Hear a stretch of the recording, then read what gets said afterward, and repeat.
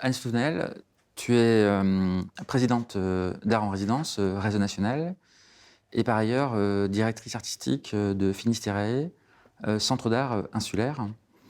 Et donc là, nous sommes, après ces 2 jours de symposium sur les résidences que vous avez brillamment organisés, les 22 et 23 octobre. Au cours de ces échanges intéressants auxquels on a pu assister, on a mesuré toute l'importance au-delà des résidences proprement dites, de ces réseaux que sont Triangle Network, TASA, Resartis, du point de vue de ce que ces réseaux rendent possible au sens de la structuration à des niveaux infranationaux de ces structures et des projets qu'elles mettent en œuvre. Est-ce que tu pourrais nous dire quelle est précisément la vertu de ces réseaux du point de vue de ces structures d'accueil en résidence qui peuvent s'appuyer sur ces réseaux, notamment pour ce qu'on appelle l'échange de bonnes pratiques, par exemple? Oui, alors en effet, les structures de résidence sont globalement assez fédérées, que ce soit sur des territoires plutôt nationaux, mais aussi internationaux. On a, tu citais TASA, Taiwan Art Spaces Alliance, qui est le réseau national des résidences à Taïwan. Triangle Network est un réseau plutôt de structures à l'origine montées par des artistes, dont fait partie Triangle France Astéride à Marseille, qui intervenait lors de cette table ronde. Triangle Network, c'est un réseau de 90 structures dans le monde. Mhm. Et Resartis, qui est un réseau plutôt international, qui fait un peu référence à l'échelle mondiale.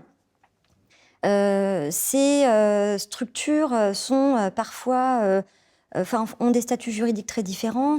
Par exemple, ça peut être des associations, ça peut être des fondations, des collectivités territoriales aussi qui se saisissent de la résidence d'artistes pour monter des projets en collaboration à l'échelle internationale. La mise en réseau permet la visibilité de ces structures-là, de leurs projets, des projets sur des temps longs, qui sont inscrits vraiment dans des longs termes pour les structures elles-mêmes et aussi pour les partenaires locaux. Ces réseaux permettent aussi la structuration. On l'a vu avec Resartis, qui a monté avec l'Université de Londres un rapport sur la crise de Covid cette année, montrer aussi l'étendue de l'impact de cette pandémie mondiale sur les résidences d'artistes. Ça permet aussi une structuration dans le cadre de la réflexion, par exemple, sur les réglementations sociales et fiscales, mais aussi sur une éthique de l'accueil effectivement des artistes, est-ce qu'on comment on les rémunère, si on les rémunère, au niveau de la contractualisation, comment ça se passe. Voilà, donc il n'y a pas du tout d'idée de normalisation des situations, absolument pas. Il me semble qu'on est toujours sur des projets de résidence et des structures de résidence très plurielles, très diversifiées. Et ces réseaux, quand on vient à les confronter, on se rend compte qu'en fonction du réseau lui-même ou de leur temporalité, de l'endroit dans lequel ils s'inscrivent, qu'il y a des orientations assez différentes. Et on voit aussi à quel point les structures de résidence ou les programmes de résidence qu'elles portent peuvent quelquefois être dans des situations relativement fragiles ou vulnérables selon les situations. Est-ce que ces réseaux ont pu contribuer à les consolider, ces structures, sur leur territoire localisé ou sur le territoire national?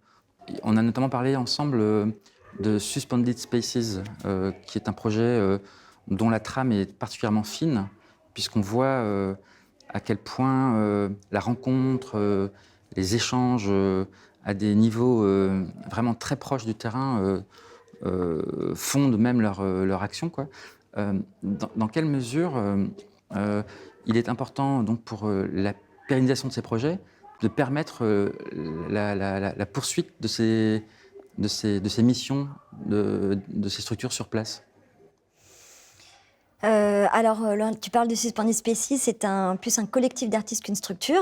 C'est un petit peu l'exemple, l'exemple, voilà, un petit peu mis à part. On a eu à cœur de présenter la résidence d'artistes non pas comme projet, mais vraiment comme structure, et la collaboration à l'international ou la coopération comme outil de stabilisation du secteur, dans une voie de pérennisation. On pourra peut-être y revenir plus tard, mais concernant Suspended Species, ils sont revenus, et c'est Valérie Jouve qui a représenté ce collectif, est revenue assez largement sur l'orientation vraiment des artistes dans la défense de la recherche, et d'une recherche qui est en fait plurielle. C'est-à-dire qu'ils vont aller à la rencontre d'autres. Souvent, le contexte politique est à l'origine de leur déplacement.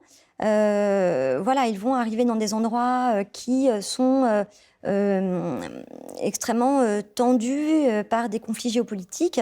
Et l'idée n'est pas d'arriver avec un regard particulier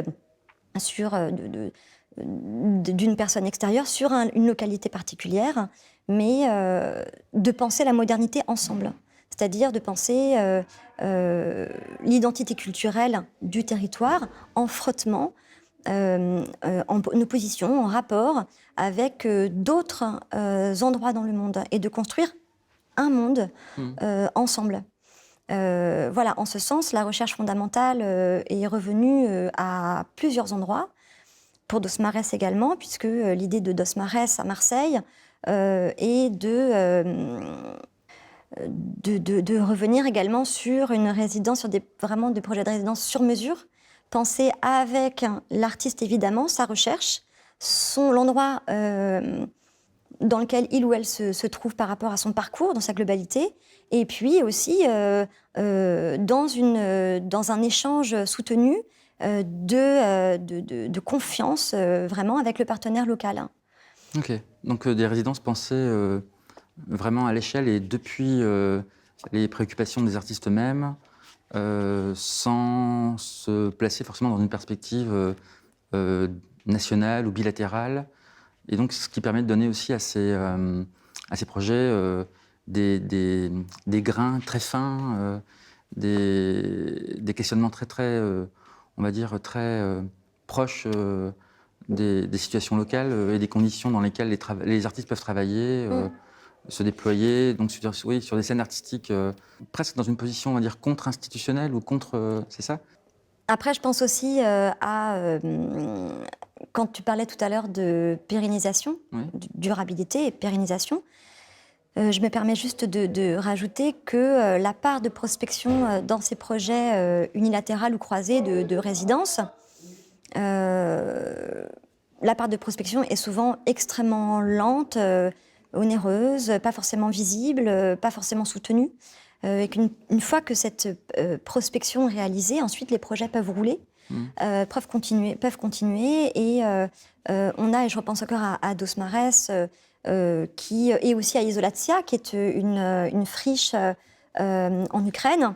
Les deux travaillent avec soit des mairies, soit des ambassades, dans des échanges vraiment sur très long terme, de 3 à 6 ans, voire plus, qui permettent d'amener une veille en fait, au niveau du local, une veille avec des partenaires sur le local, de l'évolution du tissu social sur place, qui permet de mieux connaître le territoire, d'avoir vraiment un pont, une passerelle avec ce territoire, et donc d'amener la réflexion sur vraiment du long terme, de manière à vraiment rentabiliser, si je peux me permettre le terme, la part prospection, qui est absolument énorme et qui, en fait, correspond à des projets qui, sur des projets plus réduits, sont vraiment dommageables. Enfin, il faut vraiment pouvoir les rentabiliser.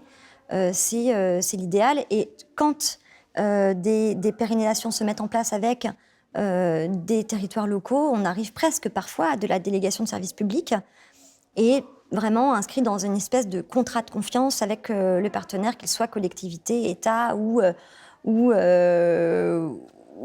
projet citoyen. Okay.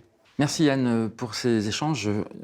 Encore une fois, il paraît évident qu'ils auront été utiles pour venir clarifier certains points restés en suspens encore depuis ces 2 jours de colloque du mois d'octobre. Merci donc, à bientôt. Merci Grégory.